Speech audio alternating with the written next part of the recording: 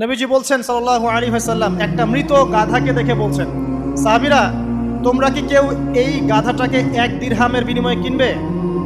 কান কাটা, মৃত, গলে আছে, এই গাধাটাকে কিনবা 1 দিরহাম দিয়ে? সাহাবীরা বলছেন, মাংনা দিলেও তো কিনবো না। ইয়া রাসূলুল্লাহ, যদি ফ্রিও কেউ দেয়, বিনামূল্যে দেয়, তাও তো নিব না।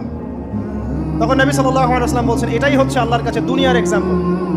ওই মৃত গাধা তোমাদের কাছে যতটা না ইম্পর্টেন্ট, যতটুকু মূল্য রাখে, আল্লাহর কাছে এই দুনিয়া তার চেয়েও কম মূল্য রাখে। তো এই দুনিয়াতে তো সব ফয়সালা হবে না।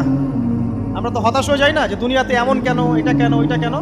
দুনিয়া এটারই জায়গা। দুনিয়া সব কিছুর কনক্লুশনের জায়গা না, সব কিছুর পরিসমাপ্তির জায়গা হচ্ছে কিয়ামতের মাঠ।